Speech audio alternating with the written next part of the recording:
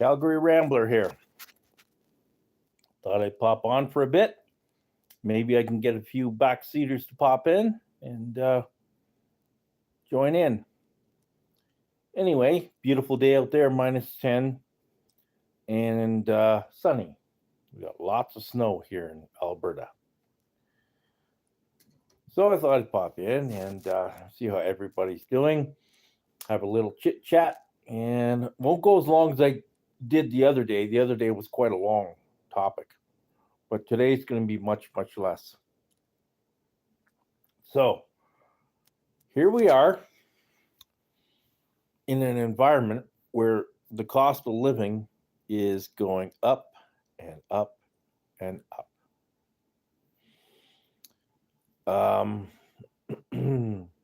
I watched a made for TikTok video the other day. A couple of couple of elderly ladies were talking, and they were making a video in a grocery store. And anyway, these two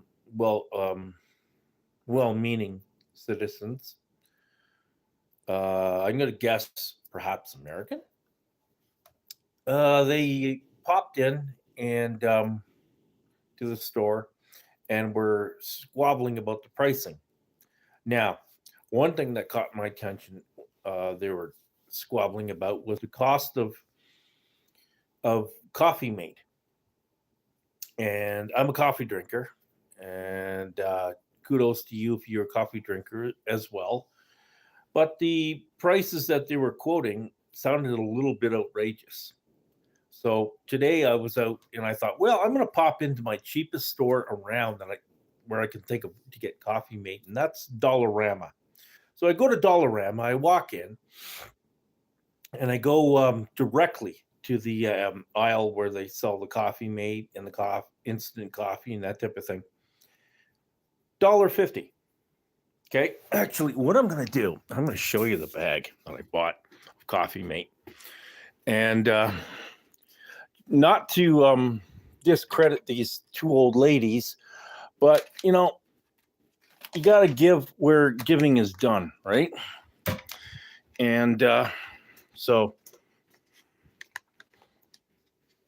I've got it here. Just a minute. Let me get some stuff out of there that is labeled, so we don't have a cross communique, and we're going to spin it around here. There we go. $1.50 for that.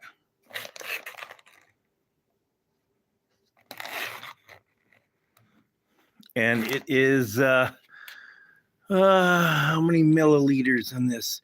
260 gram package. Okay. Lots and lots of Coffee Mate. It's filled up to there. You can see my thumb on top. Lots and lots of Coffee Mate. So, $1.50 for that sucker. That's going to last me better part of a month. And I paid $1.50 for it. I didn't pay $6.95. I didn't pay $7.95. I didn't pay $8.95 like they were indicating in their TikTok video.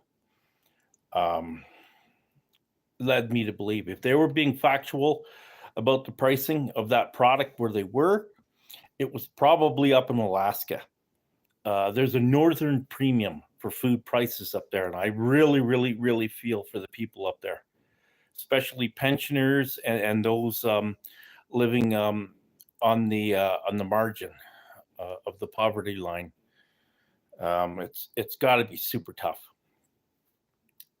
Where I am, that's what the price is for Sunrise Coffee Whitener, and it's the first time I bought that. I normally buy Coffee Mate itself, but they didn't have any this time. So I'm going to try it and see how it is, and go from there. But there are prices that they were talking about seemed a little bit high. However, if that was a prediction for things to come, that's scary. That's really frightening. I don't look forward to those days where the prices get up to that level. I'll be okay. I'm a pensioner, and my pension is indexed to inflation, so I'm all right. I'm one of the few out here, but there's a lot who aren't.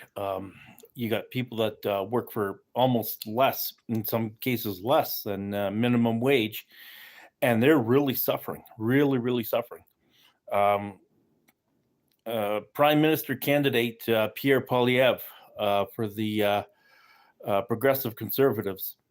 You see his 1 minute shorts popping up on your media feed all over the place in Canada. He wants the position of Prime Minister. So he recently interviewed a young lady. She's a server, and as well, full-time, she's a child caregiver. And that's not enough to survive. She's not even getting by, really. Her bills are more than she takes in. And that's pretty sad. She's done everything. She went to school, she graduated, she got the degree in early childhood education. And then she went on, she got a couple more degrees, enabling her to eventually work up to being a teacher in a high school or that type of thing, which is good.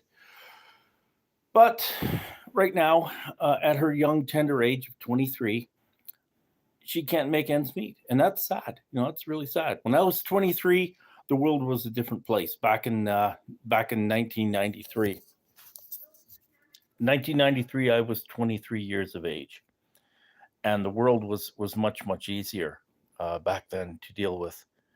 And I had vehicles, I had 2 businesses, I had my for fun, I had my job with the government, and I was okay. I was fine. But today, it's really sad out there. Really sad out there. So anyhow, wherever you're at, I hope things are better for you than that. And I don't know if the Liberals get back in again. They're proposing possibly to go to a spring election. If they get back in again, we're in deep trouble. Deep trouble. However, for the first time in many years since Stephen Harper, there's a leader of the Progressive Conservatives who shows some clout. Okay, this guy, he's all inclusive. And I like Pierre Poilievre in the sense that he includes Southern Ontario, something that one of his predecessors, I'm not going to name who, but you can picture who it is. That young buck made a severe mistake in not being inclusive enough, and that was his downfall. But Pierre Poilievre, okay, this guy seems to be doing it, and doing it well, and doing it very humble in approach. So let's hope for the best. That's all I can say. And outside of that, everything's good. Car's running great. Family's all okay. I just got off the phone with my aunt. And shout outs to you, Auntie Liz. If you catch this later on. But things seem to be status quo for them. And they're in Saskatchewan. So things are good in Alberta. Things are good in Saskatchewan. Hopefully things improve in Manitoba. And for you in Ontario, Quebec, and points eastward, God bless you. I hope that you can find firm ground down there. I lived in Ontario. I know how tough it is. The government really puts up a thick wall. And it's almost impossible to climb over to get to the other side, which is freedom. So anyhow, I'll let you run at that. I thought I'd ramble for a few moments, and that's almost my 10 minutes. So you stay good, stay fair, be kind to each other, and we'll catch you on the flip side. Okay, take care.